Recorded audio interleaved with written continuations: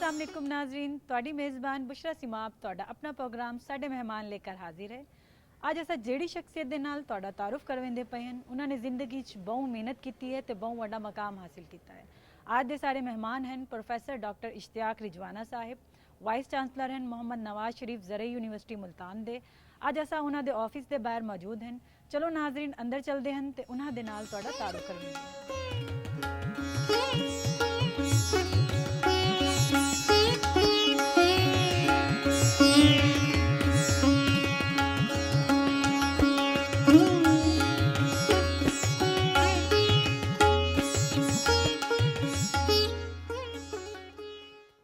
अस्सलाम वालेकुम डॉक्टर साहब। वालेकुम अस्सलाम मैडम, आइए तशरीफ लाइए।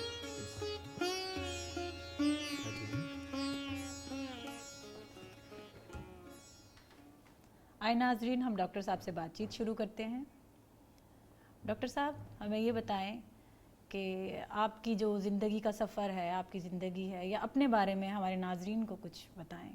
राइट, ज़िंदगी का सफ़र तो यकीनन आपकी पैदाइश से स्टार्ट होता है और मैं बेसिकली मेरी बर्थ मुल्तान की है, मेरी अपब्रिंगिंग सारी मुल्तान की है और यहाँ से ही मेरी ज़्यादा स्कूलिंग है। उसके बाद इंटरमीडिएट के बाद ज़रई यूनिवर्सिटी फैसलाबाद एग्रीकल्चर एजुकेशन के लिए मैं चला गया।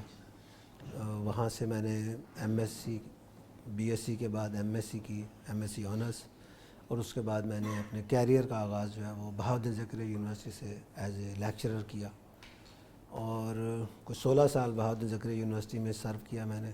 उसके बाद फिर मैं ज़रई यूनिवर्सिटी फैसलाबाद का सब कैंपस था बुरेवाला विहाड़ी, वहाँ as a campus director, as a principal, as a project director को तकरीबन पौने 2 साल वहाँ मैंने गुजारे। और उसके बाद से मैं यहाँ नवाज़ शरीफ यूनिवर्सिटी में तकरीबन 10 साल होने के वाले हैं, मैं यहाँ पे सर्व कर रहा हूँ। और एट द मोमेंट यहाँ मैंने अपना कैरियर का आगाज़ एज ए प्रोफेसर किया था, फिर एज ए डीन भी रहा, प्रो वाइस चांसलर भी रहा। अल्लाह की मदद से अब मैं वाइस चांसलर के तौर पे अपनी खिदमत जो है वो यूनिवर्सिटी को दे रहा हूँ। आप ये बताएं कि आपकी पैदाइश मुल्तान की ही है और आपकी रिहाइश किधर है? तो हमारा आप कह लें कि आबाई घर है, कचहरी के पास एक इलाका कहलाता है अमीराबाद, तो वहाँ पे हमारा आबाई घर है, दूसरे लफ्ज़ रजवाना रोड भी कहते हैं। और तकरीबन हमारी जो रजवाना फैमिली है तकरीबन उसी एक रोड के साथ कंसंट्रेट करती है।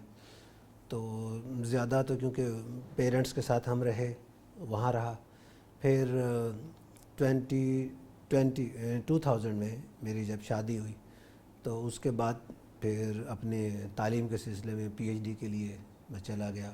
कुछ वक्त मैंने इंग्लैंड में गुजारा, तो बच्चे फैमिली मेरे साथ रही। वहाँ से जब मैं वापस आया हूँ तो फिर मैंने बहाउद्दीन ज़करिया यूनिवर्सिटी में सरकारी घर जो है वो मैंने ले लिया। सो यूँ समझे कि भाई 2008 के बाद से मैं फिर अपने आबाई घर से अलहदा अपने ज़ाती घर में कह लें या सरकारी घर में रह रहा हूँ। आप अपनी फैमिली के बारे में हमें कुछ बताएं। I have got a wonderful wife, Saima उनका नाम है, और मेरे 4 बच्चे हैं। पहले मेरी बेटी है Fatima, she is doing textile designing from college of arts and design Punjab university. आपका भी ताल्लुक़ जो है वो फ़नून लतीफ़ा से है, तो it was good to know. और बड़ा बेटा मेरा जो है फातिमा के बाद अब्दुल्ला उसका नाम है, he is doing BBA management sciences में फ्रॉम बिलकिंस यूनिवर्सिटी अंकारा टर्की। उससे छोटा मेरा बेटा जो है वो अब्दुर्रहमान, वो अभी इंटरमीडिएट इन कंप्यूटर साइंस कर रहा है यहाँ मुल्तान से ही। और उससे छोटा बेटा जो फाइनल वन जो इस वक्त हमारे पास हाफिज़ अब्दुल हन्नान, इंशाअल्लाह कुछ 26 पारे हिफ्ज़ हो चुके हैं। So we have started calling him हाफिज़। अल्लाह को कबूल हुआ तो इंशाअल्लाह वो बहुत जल्द हाफिज़ भी बन जाएगा। और मैंने कोशिश किया कि बच्चों को जिस शोबे में वो जाना चाहते हैं उनको सपोर्ट करूं। मेरा अपना जो आप कह लें एजुकेशनल बैकग्राउंड है, वो the age we are in, तो उस वक्त लोगों को यही ख्याल होता था कि इंजीनियर और डॉक्टर बनना है, बस इसके अलावा कुछ नहीं बनना। लाइकवाइज हमारा भी पैशन था कि जी डॉक्टर बनना है। समहाउ अल्लाह को कुछ और मंजूर था तो हम एग्रीकल्चर में चले गए। تو میں نے پھر یہ ڈیسیجن کیا کہ جی میں اپنے بچوں کو نہ تو بہت زیادہ ٹیم کروں گا کہ جی اس لائن پہ آئیں، اور نہ ان کو فورس کروں گا کہ جی یہ اچھی لائن ہے. وہ فیصلہ کریں گے اپنے ایپٹیٹیوڈ کے بارے میں، اپنے انٹرسٹ کے بارے میں اور اپنے مستقبل کے بارے میں. کیونکہ at the end of the day ایک نافع انسان بننا زیادہ ضروری ہے. یہ ضروری نہیں ہے کہ آپ ڈاکٹر بن کے نافع بن سکتے ہیں یا آپ انجینئر بن کے نافع بن سکتے ہیں. آپ کچھ بھی ہیں، آپ کو نفع بخش انسان بننا چاہیے. یہ تو آپ نے بہت اچھی بات کہی ہے، اور شاید ہر پیرنٹس کو یہ بات سمجھ آ جائے تو ان کے بچے کچھ نہ کچھ ہماری سوسائٹی کو، ہمارے پاکستان کو کچھ نہ کچھ دیں. تو آپ کی جو تعلیم آپ نے خود حاصل کی، یہ خود بخود بچوں میں ہے کہ ہم پڑھیں، یا وہ آپ کو دیکھ کے فالو کرتے ہیں کہ ہم نے اتنا آگے جانا ہے؟ اس معاملے میں تھوڑا سا لکی ہوں کہ میری وائف کیونکہ ہاؤس وائف ہیں، تو میرے اپنے کچھ پروفیشن کے تقاضے ایسے ہوتے ہیں اور کچھ میرا اپنا سٹائل ایسا ہے کہ میں جس کام میں لگا ہوا ہوں پھر میں وہی کیے چلتا ہوں، اور میں اس میں بہت زیادہ پرفیکشنسٹ میں نہیں ہوں لیکن کوالٹی کانشیس ضرور ہوں. تو میرا زیادہ وقت جو ہے وہ جو میں پروفیشنل کام کر رہا ہوتا ہوں ان میں گزرتا ہے. تو بچوں کے جو معاملات ہیں وہ میں نے سولی اپنی وائف پہ چھوڑے ہوئے ہیں، and she is very good administrator. گھر کے معاملات وہ بہت اچھی طرح سے دیکھتی ہیں، اور بچوں کی تعلیم کا وہ خود لک آفٹر بھی کرتی ہیں، فالو بھی کرتی ہیں. اور ایٹ ٹائمز جب کبھی ان کو میری سپورٹ چاہیے ہوتی ہے تو میں ان کو یقیناً پرووائڈ کرتا ہوں.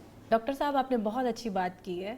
اگر ہر خاوند ایسا ہی گھر میں ہو تو گھر میں اختلافات پیدا نہ ہوں، اور گھر جو ہے ایک بہت اچھا نمونہ پیش کرے اخلاقیات کا. اچھا، آپ جتنے بھی بڑے بن جائیں یا جتنی بھی تعلیم حاصل کر لیں، ہر انسان کا ایک بچپن ضرور ہوتا ہے، اور اس بچپن میں بھی بچپنا ہوتا ہے. تو آپ کا بچپن کیسا تھا؟ شرارتی تھے آپ، بہت شریف تھے، یا کبھی آپ کو مار پڑی ہو، ماں باپ نے آپ کو مارا ہو، پڑھائی کے اوپر مارا ہو یا کسی شرارت کے اوپر مارا ہو؟ تو ہمیں کچھ بتائیں یا ہمارے ناظرین کو. ویل مجھے جو اپنا بچپن یاد پڑتا ہے، مجھے یوں لگتا ہے کہ میں شاید شروع سے ہی تھوڑا سا پریکٹیکلی یعنی عملی طور پہ میں چیزوں کو کرنا پسند کرتا تھا. میں بہت زیادہ جھگڑالو نہیں تھا اور بہت زیادہ پڑھاکو بھی نہیں تھا. تو کبھی اگر امی سے یا ابو سے کبھی مار پڑی ہے تو ابو سے تو پڑی تھی ٹیوشن پہ نہ جانے کی وجہ سے، اور امی اس بات پہ ناراض ہوتی تھی کہ کھانا کیوں نہیں کھایا.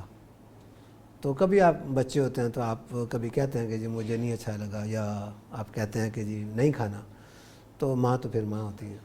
تو وہ ایک دفعہ مجھے یاد ہے کہ امی اس بات پہ بہت ناراض ہوئی تھی کہ آپ کو کھانا کھانا ہے اور پھر اسکول جانا ہے. باقی اوور آل مطلب بچپن سے لے کے اب تک میں عملی زندگی کا قائل ہوں. باتیں تھوڑی سی کم اور عملی طور پہ تھوڑا سا زیادہ. آپ نے پی ایچ ڈی کون سے ٹاپک کے اوپر کی ہے؟ میری پی ایچ ڈی جو تھا یہ بیسیکلی ایک ایچ ای سی کا نیا اسکیم آئی تھی ایٹ دیٹ ٹائم 2003-04 میں، جس میں H E C indigenous P H D scholarship scheme start کی تھی. تو بی زی یو سے میری رجسٹریشن تھی. ڈاکٹر سعید ملک صاحب پروفیسر آف باٹنی وہ میرے بی زی یو سے سپروائزر تھے. ڈاکٹر ابراہیم صاحب اور ڈاکٹر امان اللہ ملک صاحب یہ میرے زرعی یونیورسٹی فیصل آباد سے سپروائزر تھے.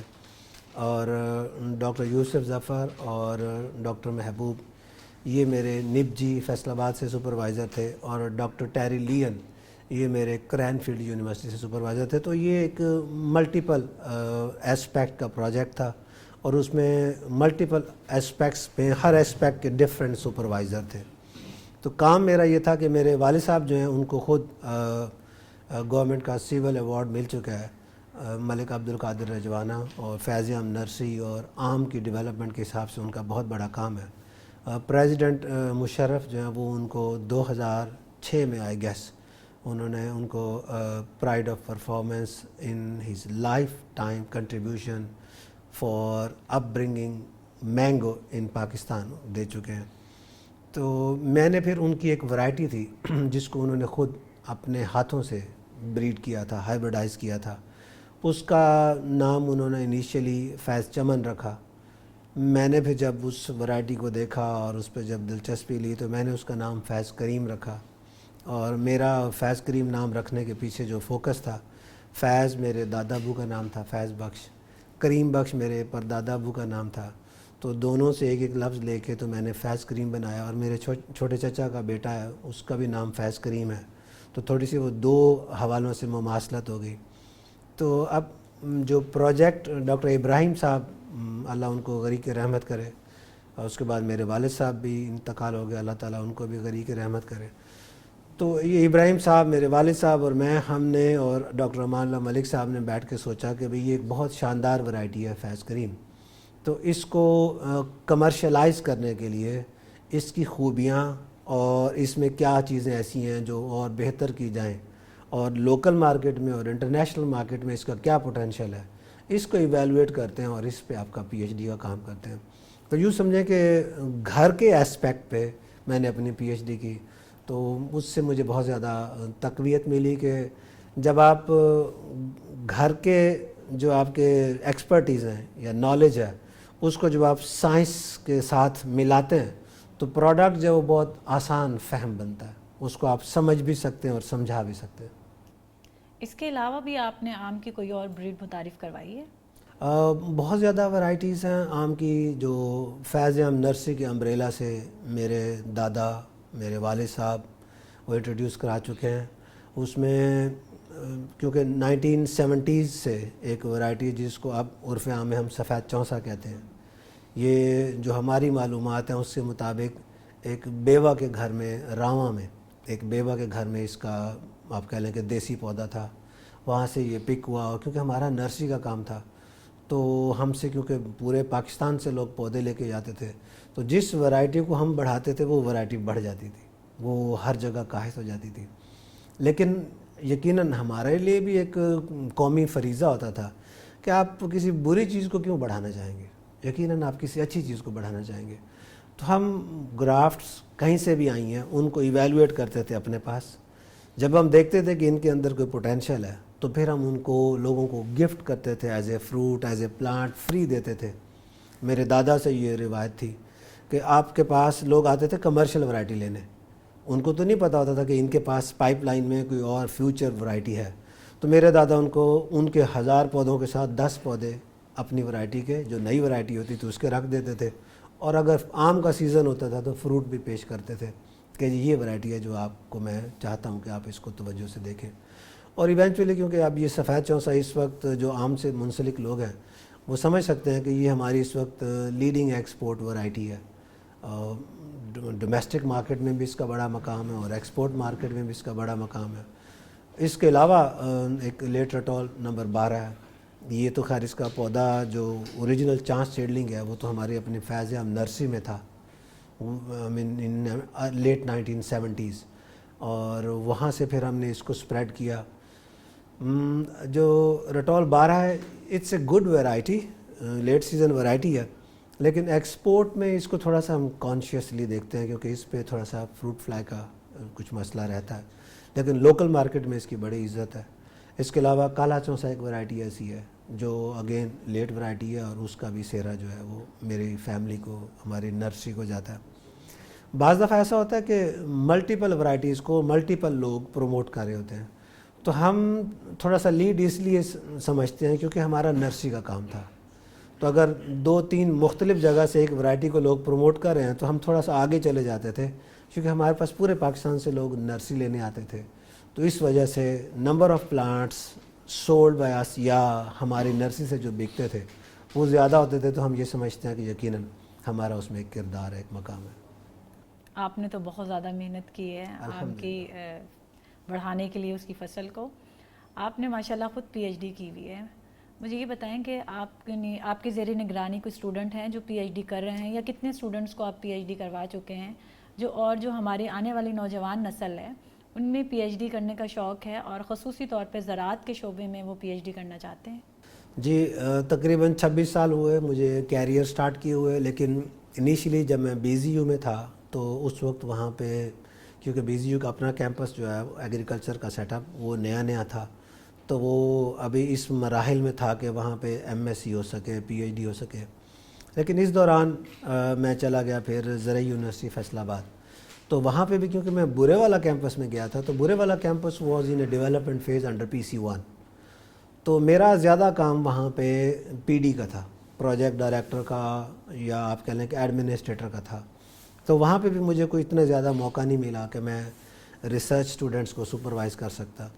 جب 2015 میں یہاں پہ زرعی یونیورسٹی ملتان میں آیا ہوں، نواز شریف زرعی یونیورسٹی ملتان میں، تو یہاں پہ یونیورسٹی لیڈرشپ بہت ڈائنامک رہی ہے. پہلے یہاں پہ ڈاکٹر اشرف صاحب تھے، ان کے بعد ڈاکٹر اقرار صاحب آئے. تو اقرار صاحب کو کوئی مطلب تقریباً 1 سال سے کم وقت ملا، تو میں نے ان کے ساتھ ہی یہاں پہ ایک قسم کی انٹری دی. اور اس 1 سال میں ہم نے بہت شاندار کام کیے کہ یہاں پہ ایک انفراسٹرکچر بنایا.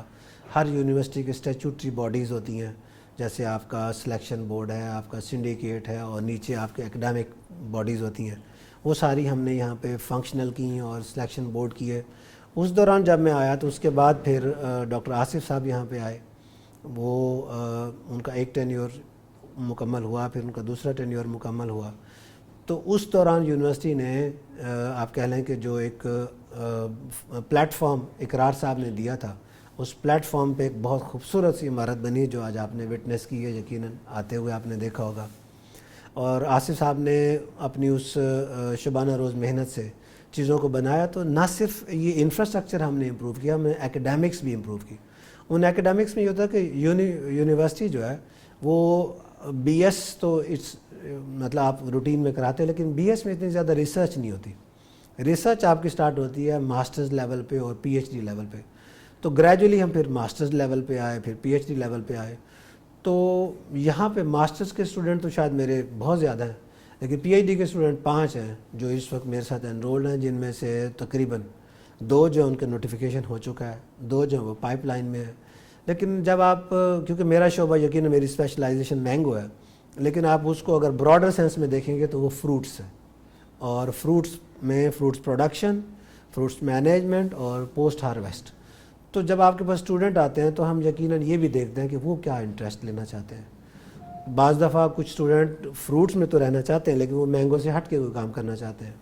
تو ہم پھر ان کو سپورٹ کرتے ہیں، ان کو گائیڈ کرتے ہیں، کیونکہ at the end of the day supervisor کا کام ہوتا ہے کہ سپورٹ کرنا، گائیڈ کرنا. جو محنت ہے وہ یقیناً بچے کرتے ہیں. And I am very lucky کہ میرے پاس جو 2 بچے پاس آؤٹ ہو چکے ہیں، دے ڈڈ ویل. ایک ان میں انار پہ کام کر چکے ہیں، غلام مصطفیٰ، اور ایک ان پہ انگور پہ کام کر چکے ہیں، ڈاکٹر عثمان. اور اس کے علاوہ 2 بچے میرے پاس ایسے ہیں جو مینگو پہ کام کر رہے ہیں. ایک جاوید ہیں جو آپ کے مینگو ریسرچ اسٹیشن پہ ہیں اس وقت، اور ایک شہزاد ہیں وہ بھی اس وقت مینگو نرسری مینجمنٹ پہ کام کر رہے ہیں.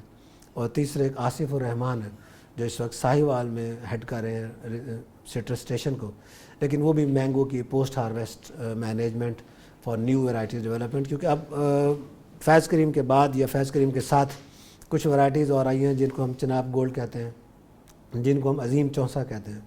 تو ہم نے کوشش کی ہے کہ یہ جو نئی ورائٹی ہیں جو ریسرچ سسٹم سے ہمارے پاس آئی ہیں، مینگو ریسرچ انسٹیٹیوٹ کی مدد سے یا مینگو ریسرچ اسٹیشن کی مدد سے، جس میں ڈاکٹر عبدالغفار گریوال صاحب، میں ان کو ڈاکٹر کہا کرتا ہوں کیونکہ میں یہ سمجھتا ہوں کہ جتنا ان کے پاس عام کا علم ہے وہ شاید ڈاکٹر سے زیادہ ہے، ان کے لیے شاید ڈاکٹر کا لفظ بھی کم ہے. تو ان کی مدد سے جو نئی ورائٹیاں آئی ہیں تو ہم نے کوشش یہ کی ہے کہ ریسرچ، ایکسٹینشن اور اکیڈیمیا یہ مل کے فیوچر کی ریسرچ ڈیزائن کریں. تو جتنے میرے پی ایچ ڈی پروڈیوس ہیں آپ کو ان میں ایک مکسچر نظر آئے گا، جس میں ریسرچ کے لوگ بھی شامل ہیں، جس میں ایکسٹینشن کے لوگ بھی شامل ہیں، اور جس میں یونیورسٹی سے تو یقیناً میں خود ہوں گے. آپ بچے تو محنت کر ہی رہے ہیں، آپ ان کے ساتھ ان کے برابر محنت کر رہے ہیں، اور آپ نے ایک سلسلہ شروع کیا ہوا ہے، زراعت کے شعبے میں آپ کانفرنس کرواتے ہیں. اس کے متعلق ہمارے ناظرین کو بتائیے گا کہ کتنے ممالک میں وہ کانفرنس آپ کروا چکے ہیں اور وہ کس ٹاپک کے اوپر ہوتی ہیں؟ رائٹ، ہماری جو کانفرنسز ہوتی ہیں نارملی ہم وہ کوشش کرتے ہیں کہ جو ڈپارٹمنٹس ہیں ہمارے اور ڈپارٹمنٹس ہیڈ ہیں وہ اپنے اپنے شعبوں میں، یعنی ہمارے پاس اگر آپ ایگریکلچر کی بات کریں تو 12-13 ڈفرینٹ شعبے ہیں، جس میں ایگرانومی ہے، ہارٹیکلچر ہے، اینٹومولوجی ہے، پلانٹ پیتھولوجی ہے، پلانٹ بریڈنگ ہے، بایو ٹیکنالوجی ہے، and soil science and so many other departments. تو جو شعبے کے سربراہان ہوتے ہیں وہ اس وقت کے جو مسائل ہوتے ہیں ان مسائل کے حل کے لیے وہ اپنی کانفرنس جب وہ پلان کرتے ہیں. موسٹ آف دی ٹائم ہم کانفرنسز جو خود پلان کرتے ہیں وہ اپنی یونیورسٹی میں کراتے ہیں. ہم اس کو نیشنل کانفرنس کہتے ہیں. جب اس میں پبلیکیشنز اور پارٹیسپینٹس نیشنل ہیں. ہم اس کانفرنس کو انٹرنیشنل کہتے ہیں جس میں ہمارے پاس انٹرنیشنل لوگ اپنے مقالے بھیجتے ہیں اور خود تشریف بھی لاتے ہیں ان مقالوں کو پیش کرنے کے لیے. تو نیشنل اور انٹرنیشنل دو قسم کی کانفرنسز ہو گئیں. اب ہر ڈپارٹمنٹ جو ہے وہ اپنے وقت کے تناظر میں اپنے مسائل کو حل کرنے کے لیے کانفرنسز کراتا ہے. تو اگر وہ آپ کہہ لیں کہ انٹومالوجی اور پلانٹ پیتھولوجی والے کرا رہے ہیں تو وہ پلانٹ پروٹیکشن کے زمرے میں آ جائے گا. اگر وہ پی بی جی والے کرا رہے ہیں تو وہ ویرائٹی ڈیولپمنٹ کے کیریکٹر میں آ جائے گا. اگر وہ ہارٹیکلچر والے کرا رہے ہیں تو وہ آپ کہہ لیں کہ پوسٹ ہارویسٹ لاس مینجمنٹ کے ریفرنس سے آ جائے گا. اگر وہ سوائل سائنس والے کرا رہے ہیں تو وہ زمین کو کس طرح سے زرخیز کیا جائے یا زرخیز رکھا جائے اس تناظر میں آ جائے گا.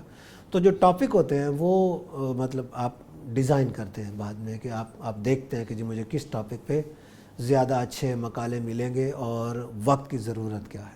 کون سے ملک میں آج تک آپ جو ہے پریزنٹیشن پیش کر چکے ہیں اور کس ٹاپک کے اوپر آپ نے وہاں پریزنٹیشن پیش؟ آپ پریزنٹیشن کے لیے اپنے ایبسٹریکٹ جو ہیں جب کوئی انٹرنیشنل کانفرنسز ہو رہی ہوتی ہیں یا نیشنل کانفرنسز ہو رہی ہوتی ہیں تو آپ اپنا ریسرچ جس میں آپ کر رہے ہیں ود یور اسٹوڈنٹس ان میں سے کچھ ایک ٹاپک جو ہے وہ آپ سلیکٹ کر کے تو جو ان کانفرنسز کے تھیم کے ساتھ میچ کرتا ہے یا آپ ان کو بھیجتے ہیں. وہ جو کانفرنس کے آرگنائزرز ہیں وہ پھر آپ کے جو ایبسٹریکٹ بھیجا ہوتا ہے اس کو وہ پڑھتے ہیں, پڑھ کے تو وہ اپنے کانفرنس کے تھیم کے ساتھ میچ کرتے ہیں اور وہ پھر آپ کو انوائٹ کرتے ہیں کہ یس آپ کا ایبسٹریکٹ ہمیں اچھا لگا, ہم آپ کو انوائٹ کرتے ہیں کہ جس کانفرنس میں آپ آئیں اور اپنا مقالہ پیش کریں. تو وہاں پہ بہت سے بڑی سائنٹیفک کمیونٹی ہوتی ہے. کانفرنس کو آپ کہہ لیں کہ ایک سائنسدانوں کا میلہ. تو دنیا بھر سے جب سائنسدان ایک جگہ آتے ہیں تو آپ جب وہاں اپنا کام پیش کرتے ہیں تو اس دوران دوسروں کے کام سے آپ سیکھتے ہیں. تو یہ ٹو وے ہے. ایک تو آپ نے اپنا کام ان کو بتایا, ان کے کام سے آپ نے سیکھا. دوسرا آپ کولیبوریشنز ڈیولپ کرتے ہیں. تو میں بہت سے ملکوں میں اپنے مقالے پیش کر چکا ہوں. اگر سٹارٹ کریں تو امریکہ, ساؤتھ کوریا, عمان, اس کے علاوہ چائنا میں بہت دفعہ میں گیا ہوں, بہت دفعہ ڈفرینٹ کانفرنسز. اور جو میرا زیادہ تر فوکس رہتا ہے وہ مینگو, لیچی اور یہ جو اسپیکٹس ہیں جن پہ میں زیادہ کام کرتا ہوں اور جو مقالے ہیں وہ میں لکھتا ہوں اور پیش کرتا ہوں. ڈاکٹر صاحب آج تک آپ کے کتنے تحقیقی مقالے میں آ چکے ہیں؟ میرے جو تحقیقی مقالے ہیں میرا خیال ہے کہ شاید 100 کے آس پاس ہوں گے. میں نے بہت زیادہ پریسائزلی گنا نہیں ہے لیکن 100 کے آس پاس ہوں گے. اور کیونکہ میں اب یہ R&D کے سسٹم میں بائی ویرچو آف MSc تقریباً 2004-05 سے مطلب زرعی بہاؤالدین زکریا یونیورسٹی سے اور پھر زرعی یونیورسٹی ملتان سے ہم پروسیس کر رہے ہیں. تو I think about 100 plus minus some thing. ماشاء اللہ, آپ کی بہت بڑی یہ ایک کارکردگی ہے. آپ ویسے تو پھلوں میں رہتے ہیں, پھولوں میں رہتے ہیں اور اتنا آپ پڑھے لکھے ہیں, تو آپ کو کچھ کھانے پینے کا بھی شوق ہے. اور کون سی چیز آپ کو کھانے میں پسند ہے؟ گھر کا کھانا پسند کرتے ہیں, باہر کا چٹپٹا یا سادی خوراک آپ کو پسند ہے؟ ویل اس بارے میں بہت زیادہ اسٹریٹ فارورڈ ہوں کیونکہ جب تک تو میں زرعی یونیورسٹی فیصل آباد اور ہاسٹل میں نہیں گیا تھا تب کچھ چیزیں تھیں جو کھانے میں پسند ناپسند ہوتی تھی. اور جیسے میں نے پہلے بتایا کہ کبھی امی سے مار پڑی ہے تو وہ کھانے میں پڑی ہے. تو جب سے یونیورسٹی اور ہاسٹل لائف میں گئے تھے نا تو مطلب ہر چیز ہی پسند آنے لگ گئی. اور آپ ہاسٹل میں جب رہتے ہیں تو آپ کے پاس پھر چوائس کوئی نہیں ہوتی, جو میس پہ پکا ہے وہ آپ نے کھانا ہے. تو پھر وہ کچھ ٹیسٹ کی جو پریفرنس تھی نا وہ ختم سی ہو گئی. اور جب ہاسٹل سے واپس آئے گھر میں بھی تو وہ جو ایک آپ کہہ لیں کہ موڈ چینج ہوا وہ پھر اب تک زندگی کا حصہ ہے. تو میری بیگم اس معاملے میں بہت مطلب وہ کمفرٹیبل رہتی ہے کہ اس کو کبھی مجھ سے یہ نہیں پوچھنا پڑتا کہ جی آج کیا پکائیں یا آج آپ کیا کھائیں گے. میں صبح جب ناشتہ کر رہا ہوتا ہوں تو صبح وہ بیگم میری جو ہے وہ بچوں سے پوچھ رہی ہوتی ہیں کہ جی آپ آج کیا کھائیں گے. تو مجھ سے نہ تو وہ کبھی زیادہ پوچھتی ہیں اور نہ ہی ان کو پتہ ہے کہ یہ کوئی اتنی خاص ٹاپک ہے. تو بچوں کے لیے جو وہ پسند سے بناتی ہیں تو میرے لیے وہ کمفرٹیبل ہے. So briefly I am very easy going in terms of food. اور نارملی میں پسند کرتا ہوں اپنے دیسی کھانے, لوکل فوڈز. بچے آج کل آپ کو پتہ ہے کہ وہ تھوڑا سا آپ کہہ لیں کہ فاسٹ فوڈ کی طرف راغب ہوتے ہیں. تو میں کبھی بچے اگر فاسٹ فوڈ کھا بھی رہے ہیں نا تو میری بیگم نے میرے لیے علیحدہ سے یہ ساگ یا سہانجنا یا اس قسم کے جو کھانے ہیں وہ علیحدہ سے بنا کے رکھے ہوتے ہیں. اور روٹی میں پسند کرتا ہوں کہ جی گھر کی ہو, گھر کا آٹا ہو, گھر کے سسٹم میں. اسپورٹس کی آپ نے بات کی. ڈاکٹر صاحب ہمیں یہ بتائیں کہ کس ٹائپ کا اسپورٹس آپ کو پسند ہے اور کیا کھیلنا پسند کرتے ہیں اسپورٹس؟ اب بچپن میں کیونکہ ہم گروپس میں ہوتے تھے تو اس وقت جو گروپس کی گیمز تھی وہ ہمیں اچھی لگتی تھی. کرکٹ تھی, وہ گروپس میں کھیلی جاتی تھی. تو ہم ماشاءاللہ سے 4 بھائی تھے, پھر ہمارے کزنز, اور پھر محلے میں رہتے تھے تو محلے کی انوائرمنٹ, اور پھر جہاں ہمارا گھر تھا وہاں پہ میدان کھلے کھلے ہوتے تھے. تو یہ بہت بڑا ہمارا فوکس تھا. پھر جب میں یونیورسٹی چلا گیا, زرعی یونیورسٹی, تو وہاں پہ سپورٹس کی فیسلٹیز تو بہت تھیں, لیکن وہاں پہ آپ کا جو تعلیم کا جو سلسلہ ہے وہ آپ کو کچھ بعض دفعہ لیمٹس میں لے آتا ہے کہ آپ بہت زیادہ جو آپ جس میں زیادہ لوگ کی ضرورت ہے اس میں آپ نہیں جاتے. تو وہاں پہ میں نے اسکواش کا بہت زیادہ کیا, اور بہت پابندی سے, کیونکہ اسکواش میں آپ اکیلے بھی کھیل سکتے ہیں, آپ کورٹ میں چلے جائیں, آپ ناکنگ کرتے رہیں, یا آپ کو کوئی ایک پارٹنر بھی مل جائے تو دس از مور دین انف. تو یونیورسٹی میں جتنا وقت رہا, زرعی یونیورسٹی فیصل آباد, تو جب بھی وقت ملتا تھا, کئی دفعہ تو ایسا ہوتا تھا کہ رات کو بھی وقت ملا ہے تو کورٹس بند ہوتے تھے, تو ہمیں پتہ ہوتا تھا کہ بھئی کہاں سے کورٹس کی دیوار چھوٹی ہے, تو ہم بائک کھڑی کرتے تھے اور اوپر چڑھ جاتے تھے, اور اندر جا کے تو لائٹیں جلا کے تو رات کو مطلب پتہ بھی نہیں ہوتا تھا کہ کتنی دیر تک کھیلتے رہے. تو وہاں تک تو یہ سلسلہ قائم رہا. لیکن جب میں فیصل آباد سے واپس آیا تو پھر تھوڑا سا, کیونکہ یہاں پہ کورٹس کا یہ ہے کہ تھوڑی سی ایکسیس کا ایشو ہے, ملتان میں اسکواش کے کورٹس بہت زیادہ اسپریڈ نہیں ہے, ان کا ایکسیس کا ایشو تھا. تو پھر یہاں پہ یونیورسٹی میں ہم نے کچھ سلسلہ شروع کیا, جن میں بیڈمنٹن کا تھا, کوئی آپ کہہ لیں کہ ٹیبل ٹینس یا لان ٹینس. تو وہ کبھی کبھی یہاں پہ کوشش کی جاتی تھی کہ بھئی آپ صبح اپنا کام کریں, 4 سے 4:30 یا 4 سے 5 بجے کچھ وقت جو ہے وہ آپ اپنی فزیکل فٹنس کو, کچھ اپنے اسپورٹس ایکٹیویٹیز کو دیں. ڈاکٹر صاحب آپ کی اتنی مصروف زندگی ہے تو آپ اپنے بیوی بچوں کو ٹائم دیتے ہیں, اور کتنا ٹائم دیتے ہیں انہیں؟ وہ ڈیمانڈ نہیں کرتے ہیں کہ ہمیں ٹائم دیں یا ہمارے ساتھ ٹائم گزاریں؟ یہ ایک فیکٹر ہے جس پہ میں کبھی کبھی اپنی بیگم کو کہا کرتا ہوں کہ جی اس پہ مجھے معاف کر دینا, اور کبھی وہ کہہ دیتی ہیں کہ جی نہیں معاف کرنا, کبھی وہ کہہ دیتی ہیں کہ جی دیکھوں گی, سوچوں گی. تو یہ ایک فیکٹر ہے جس پہ میں سمجھتا ہوں کہ کیونکہ زندگی میں آگے بڑھتے چلے جانا یہ ضروری ہے. تو جب آپ اپنے آپ کو آج ریویو کرتے ہیں اور آج دیکھتے ہیں کہ جی کیا کیا آپ نے اچھا کر سکتے تھے جو نہیں کیا, تو آپ چاہتے ہیں کہ آنے والا کل جو ہے وہ بہتر ہو. تو جب میں بچوں کے معاملے میں اپنے آپ کو ریویو کرتا ہوں تو مجھے کبھی لگتا ہے کہ شاید میں ان کو جتنی توجہ, جتنی ان کی مینٹورنگ چاہیے, جتنا ٹائم میری فیملی کو چاہیے, گھر کو چاہیے, شاید میں وہ نہیں دے پا رہا. بٹ آئی ریئلی اپریشیٹ, کیونکہ اپنی تعلیم کے سلسلے میں جب میں فیصل آباد بہت وقت رہا تو جب مجھے پی ایچ ڈی کی ڈگری ملی تو میں نے پورا کریڈٹ جو ہے وہ اپنی وائف کو دیا. میں نے کہا یہ انہوں نے کی ہے, کیونکہ during long out station cities بچوں کو, اس وقت بچے بھی چھوٹے تھے اور شرارتی بھی بہت ہوتے تھے. کبھی مجھے خبر آتی تھی کہ جی آج بچے نے شیشے پہ, ٹیبل پہ چھلانگ لگائی ہے اور شیشہ ٹوٹ گیا اور اس کا ہاتھ کٹ گیا اور سر پہ چوٹ آ گئی ہے. تو I was there in Faisalabad, تو میں کچھ نہیں کر سکتا تھا. Thanks to my parents, thanks to my brothers, thanks to my sisters and my bhabhis, کہ وہ پیچھے ان کو سپورٹ کرتی تھیں, ان کو لک آفٹر کرتے تھیں. کیونکہ ایٹ دیٹ ٹائم ہم کمبائنڈ فیملی سسٹم میں رہتے تھے محلہ امیر آباد میں. تو الحمدللہ وقت گزر گیا. پھر جب میں اکیلا VZU کے گھر میں شفٹ ہوا تو وہاں پہ بھی مطلب یہ گلہ اگر آپ ان سے پوچھیں گے تو یہ ان کو ہے. میرے پاس کیونکہ اب جیسے جیسے آپ کا کیریئر پروگریس کر رہا ہے, کچھ آپ کی اسائنمنٹس ایسی ہوتی ہیں جو پہلے سے زیادہ ٹائم ٹیکنگ ہوتی ہیں.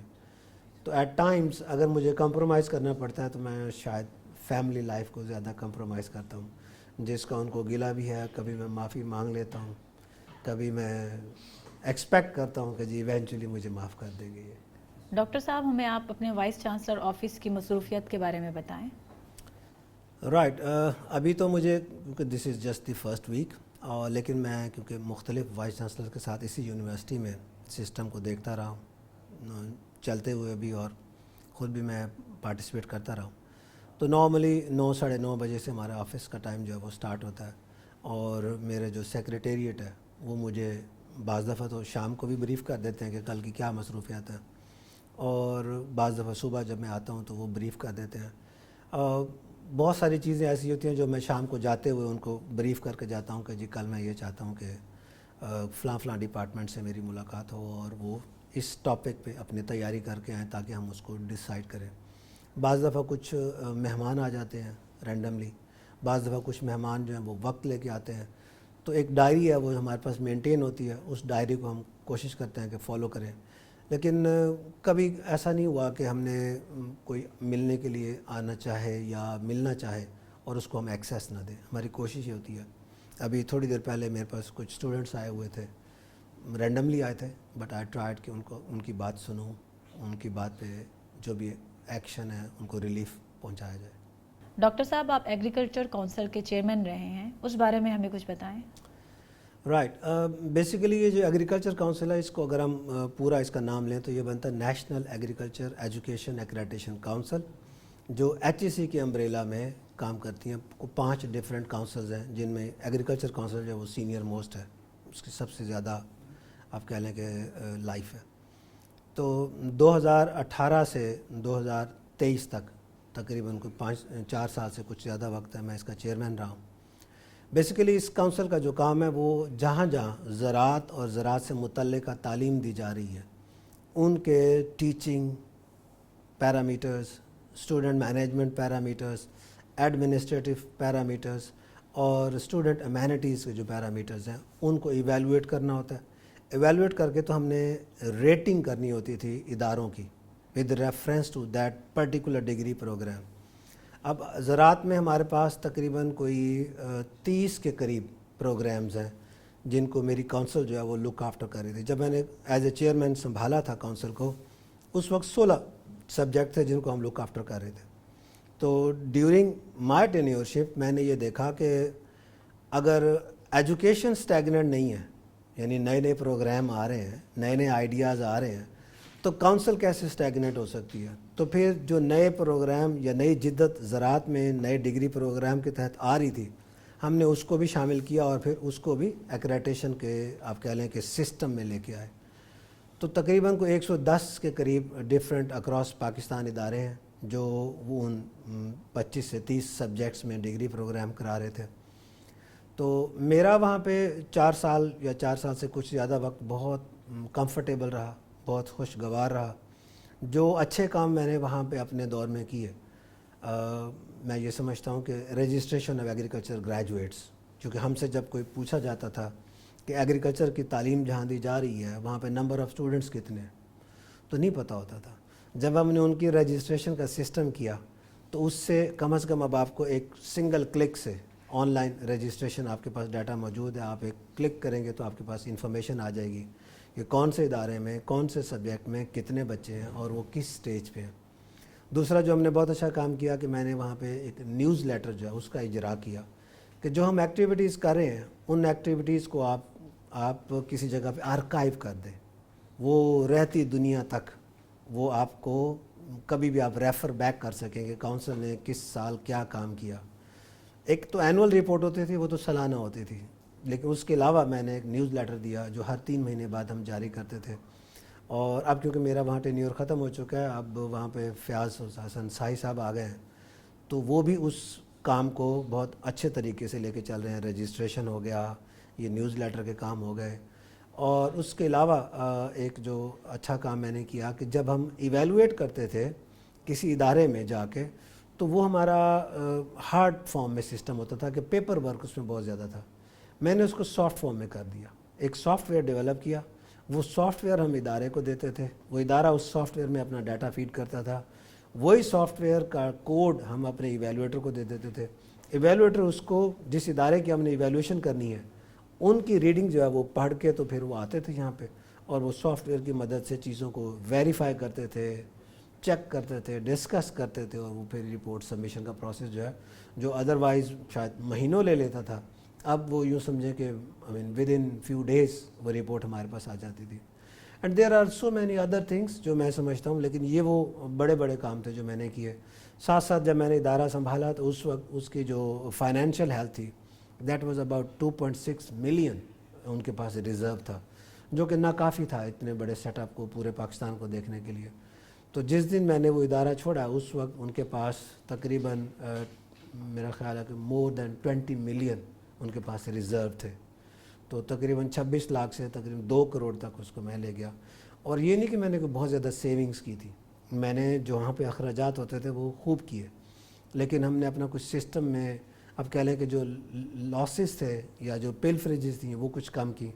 और स्टाफ जिस दिन मैंने ज्वाइन किया वहाँ पे 3 लोग थे, जिस दिन मैंने छोड़ा हम वहाँ पे कुछ 7 या 8 लोग थे. तो हर तरह से कोशिश की कि एक इदारे को मुनज़्ज़म तरीके से चलाएं. आई एम वेरी सेटिस्फाइड कि जो अल्लाह ने मुझे काम दिया मैंने वो बहुत एहसन तरीके से अंजाम दिया. मैडम आए आपको यूनिवर्सिटी के मुख्तलिफ शोबाजात दिखाएँ.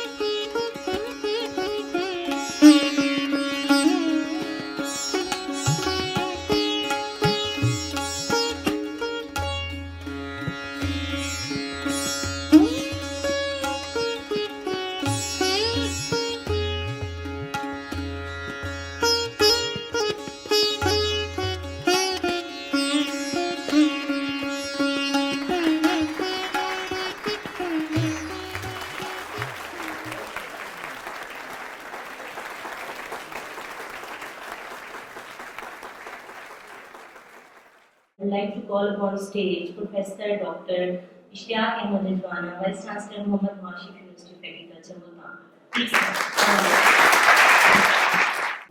हमारी यूनिवर्सिटी अब उस लेवल पे पहुंच चुकी है जहां टीचर्स को भी और स्टूडेंट्स को भी to be associated with the university pride लेना चाहिए, राइट. और मैं समझता हूँ कि किसी हद तक हम प्राइड लेते भी हैं एज ए एम्प्लॉई और एज ए स्टूडेंट. आप अच्छा, उसको इजहार करने के मुख्तलिफ़ तरीके हो सकते हैं. 2 आइडियाज़ मेरे पास हैं उसका इजहार करने के. एक तो स्टूडेंट रिसेप्शन डे, जब बैच इंडक्ट हो जाएं तो हम उसको एक ओरिएंटेशन सेमिनार तो कहते हैं, but it should be A reception गाला.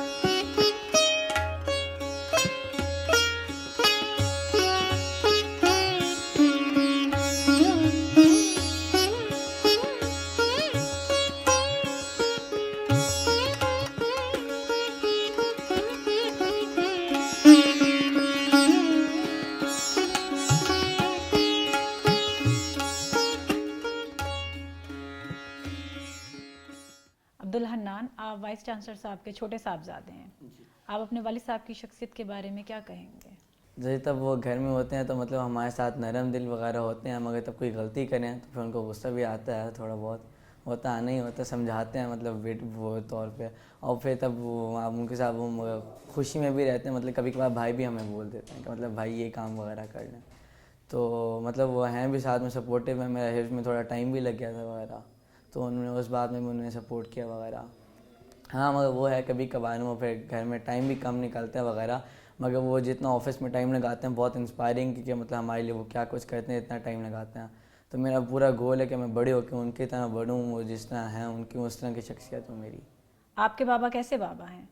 ان کی پرسنالٹی بہت اچھی ہے، وہ آپ کو ہر بات پہ سپورٹ کرتے ہیں، مطلب آپ کے فیوچر ڈیسیجنس پہ بھی وہ آپ کو ہمیشہ سپورٹ کرتے ہیں، اور مطلب ان کا بات بتانے کا طریقہ بہت اچھا ہے، مطلب ڈانٹ کے بھی ہوتا ہے تھوڑا سا، لیکن مطلب بندہ سمجھ آتا ہے کہ وہ آپ کی بھلائی کے لیے ہی بات کر رہے ہیں. ہمیں بتائیں کچھ ڈاکٹر صاحب کے بارے میں. ڈاکٹر صاحب سے جی میرا تعلق آلموسٹ 40 ایئر مور دین ہے، اور ڈاکٹر صاحب بچپن سے ہی ماشاءاللہ بہت انٹیلیجنٹ اور پڑھائی میں لگن کے ساتھ کام کرنے والے، لوگوں کے ساتھ ہمبل، لوگوں کی مدد کرنے والے. تو اسی لیے آپ دیکھیں کہ آج ہمارا 40 سال پرانا تعلق ہے، جو کہ آج بھی اسی طرح ہی ہے جیسے 40 سال پرانا تھا. تو جو جس جگہ پہ پہنچے ہیں وہ الحمدللہ ڈیزرو کرتے ہیں.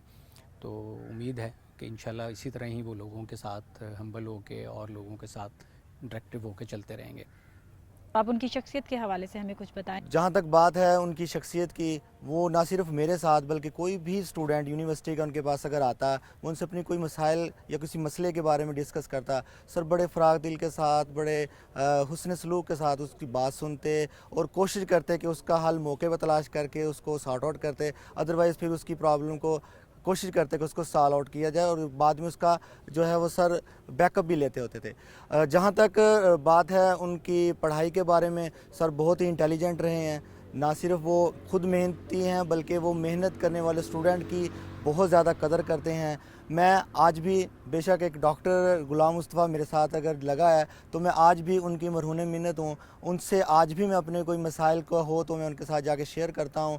اللہ تعالیٰ میرے استاد محترم ڈاکٹر پروفیسر ڈاکٹر اشتیاق احمد رضوانہ صاحب کو ہمیشہ خوش رکھے، اور میں دعا گو ہوں اللہ تعالیٰ نے مزید کامیابی اور ترقی سے ہمکنار کرے. آئے ناظرین، ہم ڈاکٹر صاحب کے ایک اور دوست ڈاکٹر محسن سے بات کرتے ہیں جو ہمیں ان کی شخصیت کے بارے میں بتائیں گے. ڈاکٹر صاحب بڑے سوشل بندے ہیں، اور جہاں جہاں ان کی پوسٹنگ رہی، جہاں جہاں ایجوکیشن کے لیے جاتے رہے، رابطہ نہیں توڑا انہوں نے، اور ایٹ دا سیم ٹائم جو اس کے ایمپیتھی ہے ان میں، اور جو ایک رویہ ہے سب سے مل جل کے رہنے کا، اور اپنی فیملی، فرینڈز اور ایون سب آرڈینیٹس کے ساتھ بہت اچھا تعلق ہے. اور ہم نے تو ایک ہی ٹیبل پہ ان کو اپنے ڈرائیور کے ساتھ کھانا کھاتے دیکھا ہے. تو جو ان کی ماں باپ کی، ان کی دوستوں سب کی نیک دعائیں اور خواہشات ان کی ترقی میں ضرور ان کی شامل ہوئی ہوں گی. اشفاق قادر صاحب، آپ وائس چانسلر کے بھائی ہیں، آپ ان کی شخصیت کے بارے میں کیا کہیں گے؟ اس وقت وہ جس مقام پہ بھی ہیں وہ ان کی محنت ہے، ہارڈ ورک ہے، اور پیرنٹس کی خصوصی دعائیں ان کے ساتھ. انہوں نے ٹوٹل جو ان کا کیریئر ہے نا، اگر اس کو دیکھیں تو محنت ہی محنت آپ کو نظر آئے گی، اور ماشاءاللہ جو بھی انہوں نے اچیو کیا ہے اس میں انہوں نے دل لگی کے ساتھ کام کیا ہے. جس چیز کو بھی انہوں نے پانا چاہا ہے اس کو دن رات ایک کر دیا.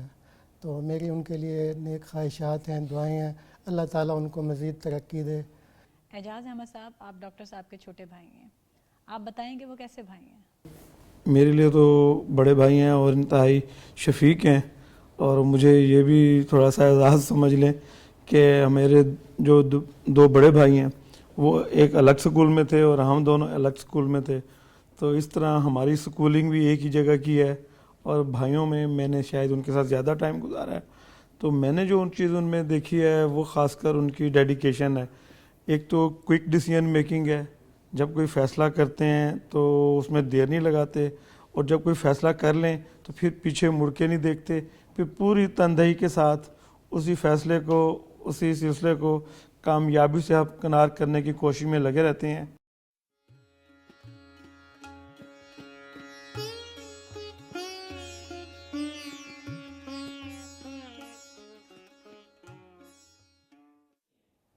ਨਾਜ਼ਰੀਨ, ਇਹ ਹਨ ਸਾਡੇ ਅੱਜ ਦੇ ਮਹਿਮਾਨ ਡਾਕਟਰ ਇਸ਼ਤਿਆਕ ਰਿਜਵਾਨਾ ਸਾਹਿਬ, ਮੁਹੰਮਦ ਨਵਾਜ਼ ਸ਼ਰੀਫ ਜ਼ਰੀ ਯੂਨੀਵਰਸਿਟੀ ਦੇ ਵਾਈਸ ਚਾਂਸਲਰ। ਉਮੀਦ ਹੈ ਤੁਹਾਨੂੰ ਇਹਨਾਂ ਦੀ ਗੱਲਬਾਤ ਪਸੰਦ ਆਈ ਹੋਣੀ ਹੈ। ਅਗਲੇ ਪ੍ਰੋਗਰਾਮ ਵਿੱਚ ਅਸਾਂ ਤੁਹਾਡਾ ਤਾਰੁਫ ਨਈ ਸ਼ਖਸੀਅਤ ਦੇ ਨਾਲ ਕਰਵੇਸੂ। ਜਦੋਂ ਤੱਕ ਆਪਣੀ ਮੇਜ਼ਬਾਨ ਬੁਸ਼ਰਾ ਸਿਮਾਬ को इजाज़त दियो। अल्लाह हाफ़िज़।